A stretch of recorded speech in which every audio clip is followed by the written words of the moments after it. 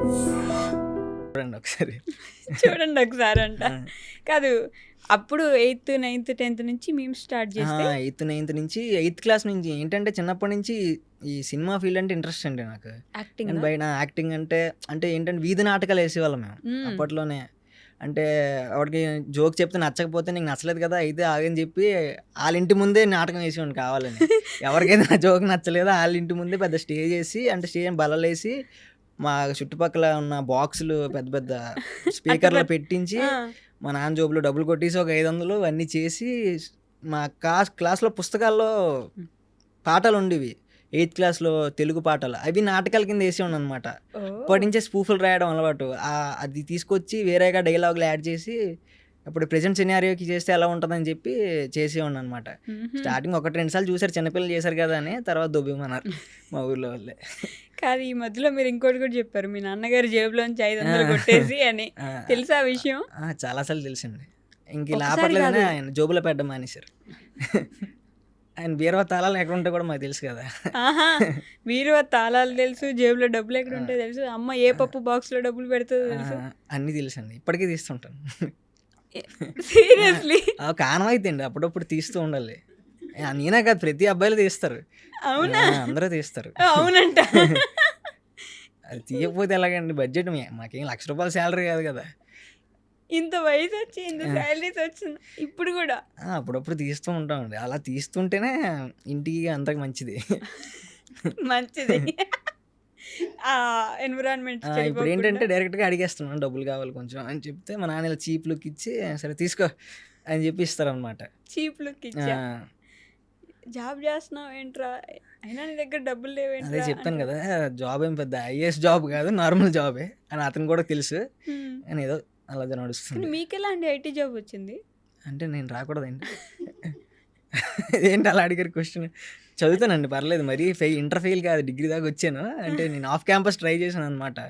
ఇంక ఇలా వర్కౌట్ అవ్వట్లేదు, ఏదో ఒకటి చేయాలని చెప్పి ఆఫ్ క్యాంపస్ ట్రై చేస్తే ఇప్పుడు కరోనా టైం ఒకటి కదా, మీరు అనుకున్న నిజం కొంచెం కరెక్టే కానీ అలా కాదు నేను అడిగింది. డిగ్రీ వ్యక్తికి బీటెక్ లో వచ్చే ఐటీ జాబ్ కి సంబంధం లేదు అంటే కదా. డిగ్రీ వాళ్ళకి కూడా 20లో ఐటీ జాబ్స్ ఇచ్చారండి. ఓకే, డిగ్రీ చదివిన వాళ్ళందరికీ ఒక గ్రూప్ ఆఫ్ పీపుల్కి ఐటీ జాబ్స్ అంటే ఇచ్చారు. అప్పుడు వెనక నుంచి చాలా జరిగి తీసుకున్నారు కదా. అలా కాదు, బ్యాక్ డోర్ కాదండి, ఫ్రంట్ డోర్, సింహద్వారం నుంచి వెళ్ళాను. సింహద్వారం నుంచి వెళ్ళారు. ఓకే, అంటే అప్పుడు ఐటీ బాగా భూమి ఉండేది 2020లో. మా అప్పుడే రిలీవ్ అయ్యాం. మాకు ఎగ్జామ్ అవ్వకముందే మాకు జాబ్ వచ్చింది. డిగ్రీ ఇంకా లాస్ట్ సెమిస్టర్ ఉందనగానే నాకు జాబ్ వచ్చింది అనమాట. ఇన్ఫోసిస్. మా కాలేజ్ పీకింది ఏం లేదు, నేనే తెచ్చుకున్నాను. మా కాలేజ్ ఆఫ్ క్యాంపస్ ఇది. మా కాలేజ్ వాళ్ళు చేసింది ఏం లేదు. మా కాలేజ్ వాళ్ళు పూరా వరస్ట్ కాలేజ్ అది. నా డిగ్రీ వాళ్ళు చేసింది ఏం లేదు. అంత నా కష్టం, నా సర్టిఫికెట్, నా చదువు, నా ఇంటర్వ్యూ నేనే చేసుకున్నాను, నేనే తెచ్చుకున్నాను. అంతే. కొంచెం ఫ్రస్ట్రేషన్ మా కాలేజ్ వాళ్ళ మీద, అసలు చాలా ఫ్రస్ట్రేషన్ ఉంది. ఎందుకండి పాపం వాళ్ళు ఏం చేస్తారు? అంటే అది కాలేజ్ కాదండి, అది ఎలా ఉంటుందంటే మా కాలేజ్ 4 ఫ్లోర్ బిల్డింగ్ ఉంటుంది. అంటే ఇప్పుడు కార్పొరేట్ ఆఫీసుల్లో అంటే ఒక స్టార్టింగ్ సెక్యూరిటీ ఆఫీస్ ఉంటుంది చూసారు, అంటే ఉంటుంది మాకు ఆఫీస్. మా కాలేజ్ అంతే ఉంటుంది.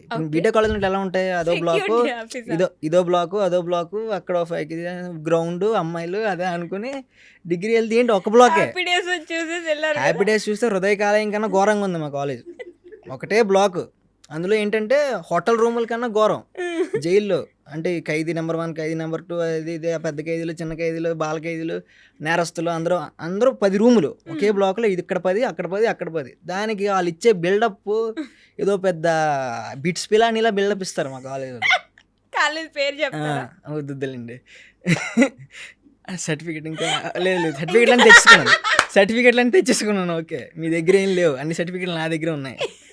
సర్టిఫికెట్లు అని తెచ్చేసుకున్నాను కాబట్టి ఇంత ధైర్యంగా మాట్లాడుతున్నాను నేను. కాలేజ్ పేరు చెప్పలేదు. కాలేజ్ పేరు వద్దులేండి, వాళ్ళకి తెలిసిపోద్ది, మీకు తెలుస్తుంది ఉంటుంది. బిల్డప్ అయితే మాత్రం అంత ఇంత ఉండదు. అంటే ఎందుకంటే నేను ఇలా అన్నాను, మా కాలేజ్లో కంప్యూటర్ సరంగా ఉంటాను, ఎవరికి వచ్చినా ఉద్యోగం నీకు మాత్రం రాదు అని చెప్పి నాకు గట్టిగా చెప్పారనమాట. అంటే నువ్వు ఎగ్జామ్ ల్యాబ్ సంతకంకి వెళ్తే నువ్వు అసలు ఏ సెమిస్టరు, ఏ క్లాసు, అసలు నువ్వు ఎవడమని అడిగాను నన్ను. సార్ అదేంటి సార్ 3rd సెమిస్టర్ మీ క్లాస్ సార్ అంటే, నేను చూడలేదు. అటెండెన్స్ జీరోనా? అటెండెన్స్ వెళ్ళేవాడిని కానీ ఆవిడ కనిపించేవాడిని కాదు. అండ్ లాస్ట్ బెంచ్లో కొంచెం మేము చేసుకుంటే ఆవిడ కనిపిస్తుంది. అసలే సార్లు సాగం చూడరు. నేను అసలు కనిపించలేదు. ఏంటి సార్ నేను మీ కాలేజ్ చేశారంటే, నువ్వు మా కాలేజ్ కాదు, నేను ఎప్పుడు నిన్ను చూడలేదు, నీకు సంతకం పెట్టను అని చెప్పి ఒక రోజంతా ఏడిపించుకొని సంతకం లాస్ట్లో ఏదో పెట్టాడు అనమాట. తీరా తీసుకెళ్తే పక్క రోజే పకోడీ బండి కొట్లో ఉంటాయి ఆ ర్యాబ్లు అనమాట.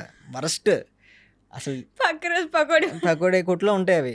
దానికోసం పొద్దున్నీ సాయంత్రం దాకా ఇలా సార్ ప్లీజ్ సార్ పెట్టండి సార్ అంటే అతను ఓవర్ యాక్షన్ చేసి వాళ్ళు ఏదో బిట్స్ పిల్లల్ని ఫీల్ అయ్యేవారు, కానీ బయట నుంచి చూసిన వాళ్ళు తెలుస్తుంది కదా ఏ కాలేజ్ ఏంటి అన్నది. ఇప్పటికీ ఎందుకు జాయిన్ అయ్యారు ఆ కాలేజ్లో?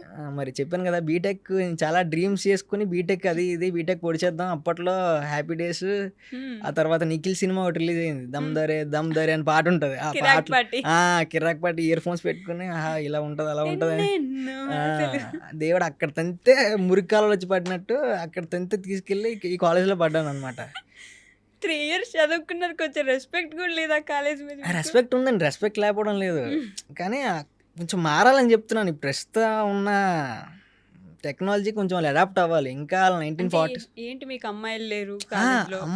అమ్మాయిల కోసం కూడా కాదు, వాళ్ళు ఏంటంటే ఎందుకులేండి ఇప్పుడు అవన్నీ. వాళ్ళు ఏంటంటే ఇంకా అలాగే చెప్తాను, కొట్టేవారండి డిగ్రీలో కొట్టినట్టు కొట్టేవారు. ఇంట్లో కొట్లు, కాలేజీలో తన్నులు తినడానికి బతికినట్టు బతికే మేము. ఆ మాత్రం ఫ్రెష్నెస్ ఉంటుంది, నాకే కాదు ఎవరికైనా ఫ్రెష్నెస్ ఉంటుంది. బీటెక్ కాలేజీలో మీరు మిమ్మల్ని ఎవరైనా కొట్టారా? అబ్బాయిలను కొట్టారా? పోనీ మిమ్మల్ని కొట్టలేదు, అమ్మాయిలు ఎవరు కొట్టరు. మమ్మల్ని ఏంటంటే కర్రలు తీసుకొచ్చి 10th క్లాస్లో కూడా అలా కొట్టలేదు, కర్రలు తీసుకొచ్చి కొట్టేవారు ల్యాబ్ ఎగ్జామ్లో. మరి ఏం చెప్పాలి, మేము డిగ్రీరా, మాకు 20 ఏళ్ళు ఉన్నారా అని చెప్పిన వచ్చే సమస్య లేదు వాళ్ళకి. కో ఎడ్యుకేషన్ కానీ సెకండ్ ఇయర్లో మా క్లాస్ అమ్మాయి పెళ్ళి అయిపోయి, అంటే వాళ్ళు అంతే 2 ఏళ్ళు కష్టపడి ఫస్ట్ బెంచ్లో పక్కోడు కూడా చూపించుకుంటూ దగ్గర రాసేసుకుని సెకండ్ ఇయర్లో పెళ్లి చేసుకుంటారు. థర్డ్ ఇయర్లో ఇంకా ఎందుకులేండి చెప్పండి. థర్డ్ ఇయర్లో వద్దు నన్ను తిట్టుకుంటారండి డిగ్రీ వాళ్ళందరూ. ఇప్పుడు ఖచ్చితంగా తిట్టుకుంటారు అమ్మాయిలు. కాంట్రవర్సీ అయిపోతుంది, ఏదో మాట్లాడేస్తున్నాను నేను.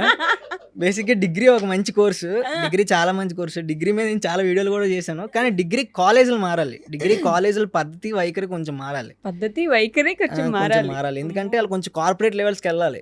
ఇంకా మాకేం తెలీదు, డిగ్రీ వాళ్ళు ఊరోళ్ళు, డిగ్రీ వాళ్ళని ఇలా అనగదొక్కేద్దాం, వాళ్ళకి ఏం తెలీదు, ఇంగ్లీష్ కమ్యూనికేషన్ స్కిల్స్ అసలు నేర్పించరు, జీరో. మా క్లాస్లో అంతో ఇంతో మీమ్ నాలెడ్జ్ ఉంది, కమ్యూనికేషన్స్, ఇన్స్టాగ్రాము ఇలాగ ఉంటుంది, పేజెస్ ఉంటాయి. అప్పట్లో పేజెస్ అంతో ఇంత కొంచెం ఇంగ్లీష్ వస్తుంది పేజెస్ నుంచి, వాళ్ళు ఇంగ్లీష్లోనే ఫాంట్స్ పెట్టి అన్నీ చేస్తుంటారు. అప్పట్లో ఏంటది సబ్స్టాన్స్ ఏదో పెదాలు వాడేవారు, నాకు కూడా ఏదో తెలియదు, చూపిస్తే అసలు అర్థమయ్యేవి కాదు. కమ్యూనికేషన్ స్కిల్స్ వాళ్ళు నేర్పించేవారు కాదనమాట. ఖచ్చితంగా వీళ్ళు చూస్తే చాలా ఫీల్ అయిపోతారు మా కాలేజ్ వాళ్ళు, ఏదో మాట్లాడేస్తున్నారు. కంప్లీట్ బ్యాక్ కన్నా బ్యాక్ కంప్లీట్ బ్యాక్, గోడ వెనకాల కూర్చుని వాళ్ళ గోడకి బెంచ్కి మధ్యలో చిన్న కన్నం ఉంటే అక్కడ కూర్చుని వాళ్ళం, అక్కడ కూర్చొని తినడం అంతే. గోడకి బెంచ్కి మధ్యలో కన్నా ఖాళీ ఉంటది కదా, అక్కడ ఎవరు కనిపించకుండా అక్కడ కూర్చోవడం, అక్కడ తినడం. అంటే లాస్ట్ వరకు సార్ రారు, వస్తే కొడేస్తారు. ఫస్ట్ బెంచర్లు కూడా ఏం రాదండి, నేను చెప్పేది అదే. ఫస్ట్ బెంచర్లు రాయమంటే చదివి పుస్తకం అంతా రాసేస్తారు, పుస్తకంలో ఏ పదం అలా ఉన్నా వాళ్ళు దింపేస్తారు మా వాళ్ళు, కానీ చెప్పమంటే చెప్పలేరు. ఏ ఫేజ్ ఆఫ్ లైఫ్ బాగుండింది మీకు? అంటే ఇక్కడికి హైదరాబాద్ వచ్చాక కొంచెం బాగుందండి. ఇప్పుడు ఎవరు కొట్టేవాళ్ళు లేరు, అంతే. కొట్టేవాళ్ళు లేకపోవడం కాదు, కొంచెం ఫ్రీడమ్ వచ్చింది. మళ్ళీ ఇప్పుడు వైజాగ్ వెళ్ళిపోయానండి. ఇక్కడ నేను మళ్ళీ వైజాగ్ వెళ్ళిపోయారా? బాగా ఫ్రీడమ్ ఉందన్నారు. ఫ్రీడమ్ ఉంది కానీ ఇక్కడ కొంచెం తికమకగా ఉంది, కొంచెం ట్రాఫిక్. ఊర్లో పెరిగాం కదా, కొంచెం ఈ జనాలు. వైజాగ్ అంటే మా కంపెనీ వైజాగ్ కూడా వచ్చింది అనమాట, అక్కడికి వెళ్ళిపోతుంది ఈ మధ్య వచ్చేసింది కదా. అవును, ఇప్పుడు అక్కడ చేసుకుంటున్నాను అనమాట. లేకపోతే హైదరాబాద్ నచ్చలేదా? హైదరాబాద్ నచ్చిందండి. హైదరాబాద్ ఎందుకు నచ్చదు, హైదరాబాద్ అందరికీ నచ్చుతుంది, కానీ డబ్బులు ఉండాలి కదా హైదరాబాద్ లో బతకాలంటే. కాస్ట్ ఆఫ్ లివింగ్ చాలా, కాస్ట్ ఆఫ్ లివింగ్ కాదు, అంతకు మించి అది కష్టం, చాలా కష్టం. కష్టే बहुत बहुत कष्ट है, बहुत बहुत कष्ट है.